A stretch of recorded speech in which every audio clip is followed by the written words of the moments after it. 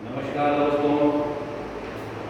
पिछली क्लास में हमने भारतीय राष्ट्रीय कांग्रेस की स्थापना का अध्ययन किया। किस प्रकार अंग्रेजों ने एक सेफ्टी वॉल के रूप में भारतीय राष्ट्रीय कांग्रेस की स्थापना की और किस प्रकार भारतीयों ने एक तरह झंझावत के रूप में इस संस्था का उपयोग किया, उसकी हमने चर्चा की। भारतीय राष्ट्रीय कांग्रेस अपनी शिशुवावस्था से युवावस्था की ओर अग्रसर हो रही थी और इसलिए इसके विभिन्न चरण, विभिन्न पड़ाव इसके विकास में आते हैं, जिसका अध्ययन हम हमारे भारतीय राष्ट्रीय आंदोलन में करते हैं, जिसके अंदर उदारवादी चरण, उग्रवादी चरण और गांधीवादी युग, क्रांतिकारी चरण, ये अलग अलग चरण हैं भारतीय राष्ट्रीय कांग्रेस के विकास के पथ के, जिसकी अंतिम परिणति हमारे राष्ट्र की आज़ादी है, जो 1947 में महात्मा गांधी के नेतृत्व में भारत से विछड़ा जाता है। 1941 का जो भारत छोड़ो आंदोलन है। तो आज हम इसके पहला चरण जो है उदारवादी चरण की का अध्ययन करेंगे। 1885 से 1905 तक का जो पहला चरण है कांग्रेस का, उसको उदारवादी चरण या नरमपंथी विचारधारा कहा गया। इस चरण के जो प्रमुख नेता थे वो थे दादा भाई नौरोजी, फिरोज शाह मेहता, दीन शाह बाचा, सुरेंद्रनाथ बनर्जी। ये इस समय के भारतीय राष्ट्रीय कांग्रेस के कर्णधार थे। इनके प्रमुख नीति निर्माता थे, इनके प्रमुख निश्चय करने वाले हैं। तो ये उदारवादी विचारधारा क्या थी? वैसे कि उदारवादी जो लोग थे उनकी ये विचारधारा थी कि ब्रिटिश सरकार अच्छी है, ब्रिटिश लोग अच्छे हैं, ठीक है ना। वो ब्रिटिश शासन का अंत नहीं करना चाहते थे, वो उसके अंदर उसको सुधार करना चाहते थे। उनका मानना था कि ब्रिटेन की जो महारानी है वो न्यायप्रिय है, वो हमारी महारानी है, हमें उसके विरुद्ध आंदोलन नहीं करना चाहिए, ठीक है। जबकि हमारी जो समस्याएं हैं उन समस्याओं को संवैधानिक तरीके से ब्रिटिश सरकार, ब्रिटिश संसद के सामने रखा जाए। और ये कैसे रखा जाए? सभाओं के द्वारा, याचिकाओं के द्वारा, प्रार्थना पत्रों के द्वारा, ठीक है। तो इस विचारधारा के लोगों की जो मानसिकता थी वो ये थी कि हमें संवैधानिक तरीके से अपनी समस्या, अपनी मांग है वो ब्रिटिश संसद के सामने, ब्रिटिश सरकार के सामने रखनी चाहिए। ब्रिटिश सरकार अच्छी है, ब्रिटिश सरकार खराब नहीं है। आज हमारी जो दुर्दशा है उसका कारण यह है कि ब्रिटिश संसद को या ब्रिटेन के लोगों को या ब्रिटेन की महारानी को हमारी दुर्दशा के बारे में जानकारी नहीं।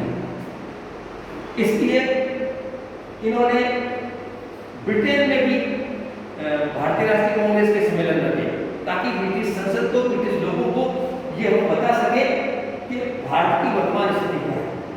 तो ये मोटे रूप से इनकी मानसिकता थी, ठीक है ना। तो ब्रिटिश जनता और ब्रिटिश संसद को ये लोग या ब्रिटिश महारानी को ये लोग सही मानते थे। भारत में ब्रिटेन का जो शासन है वो सही था। क्यों? कि अगर इस समय अगर अंग्रेज यहाँ से चले जाएंगे तो भारत में अव्यवस्था हो जाएगी, अंग्रेजों की जगह लेने वाला भारत में भी कोई नहीं। क्यों? कि भारत की जो जनता है वो अभी राजनीतिक दृष्टि से अशिक्षित है। अतः हमारा ये उद्देश्य है, इस चरण वाले लोग ये कहते हैं कि हम हमारी जनता को राजनीतिक दृष्टि से शिक्षित करेंगे, इनमें राष्ट्रीयता की भावना विकसित हो जाए और ये लोग राजनीतिक दृष्टि से शिक्षित हो, तब जाकर के हम दूसरे चरण में जाएंगे। तब स्वतः ही अपने आप उनका मानना था कि ये सहने धीरे धीरे हमें ये राजनीतिक स्वतंत्रता मिल जाएगी। जब हम ऐसे क्रमिक रूप से संवैधानिक तौर पे हम जब ब्रिटिश संसद के सामने हमारी जो प्रशासनिक, राजनीतिक और जो संवैधानिक मांगे हैं वो रखेंगे, तो धीरे धीरे भारतीय जनता है वो शिक्षित होती जाएगी, राजनीतिक दृष्टि से वो प्रौढ़ होती जाएगी और धीरे धीरे भारत अपने आप स्वतंत्र हो जाएगा। ये इस विचारधारा के लोगों की सोच थी। इसके लिए इसी का परिणाम था कि 1892 में भारतीय परिषद अधिनियम पारित हो गया। भारतीय परिषद अधिनियम 1892 में पारित हुआ, जिसके अंदर इन उदारवादी विचारधारा के लोगों की काफी बातों को तवज्जो दिया गया था। ठीक है, तो अब हम देखते हैं उदारवादी विचारधारा के लोगों का भारतीय राष्ट्रीय आंदोलन में क्या भूमिका है। ठीक है, तो सबसे पहली भूमिका तो ये थी कि ये एक नींव का पत्थर था। ये एक नींव का पत्थर है। भारतीय जनता को राजनीतिक दृष्टि से शिक्षित करने का अगर काम किसी वर्ग ने किया तो ये उदारवादी वर्ग था।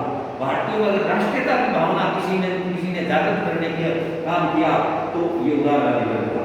इस उदारवादी वर्ग ने ही सबसे पहले ब्रिटिश गवर्नमेंट है उसकी आर्थिक नीतियों की आलोचना की थी और जनता के सामने ये चीज रखी थी कि किस प्रकार से अंग्रेज भारत का आर्थिक शोषण कर रहे हैं और उसके एवज में भारत को कुछ नहीं मिल रहा, जिसको दादा भाई नौरोजी ने धन निष्कासन का नाम दिया। ठीक है, संवैधानिक सुधारों की मांग की। उन्होंने कहा कि जो गवर्नर की जो परिषद है उसके अंदर भारतीयों का जो प्रतिनिधित्व है वो बढ़ाया जाए। ठीक है ना, जिससे भारतीय लोग हैं वो राजनीतिक दृष्टि से शिक्षित होंगे। प्रशासनिक सुधारों की मांग की, न्यायिक सुधारों की मांग की, नागरिक अधिकारों की सुरक्षा की बात कही और ब्रिटेन की जो विदेश नीति थी भारत के प्रति उसकी आलोचना की। एक प्रकार से इन उदारवादियों ने भारत के जो समस्त जो हित थे उन हितों को संसद के सामने रखा कि आप भारत के साथ उदार नीति अपनाएं और भारत के विकास में सहयोग दें। ठीक है ना, तो ये उदारवादी युग था। उदारवादी विचारधारा के लोग थे जो प्रारंभिक दौर पे उन्होंने ये नीति अपनाई।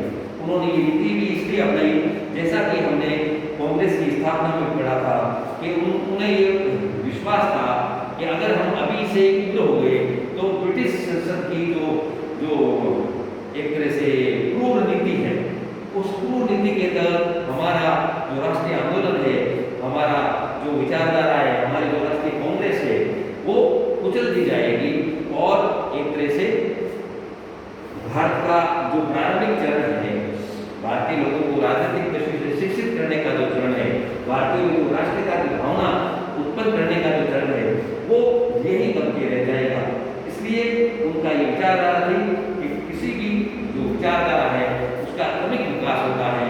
ठीक है ना, तो उसका जो प्रारंभिक चरण है वो उदारवादी युग है, जो उनकी विचारधारा है कि हमें केवल संवैधानिक दायरे में रहते हुए और सभाओं, याचिकाओं और प्रार्थना पत्रों के द्वारा हमें अपनी मांग है वो ब्रिटिश संसद के सामने, ब्रिटिश महारानी के सामने रखनी चाहिए। तो ये भारतीय स्वतंत्रता आंदोलन में कांग्रेस का जो पहला चरण था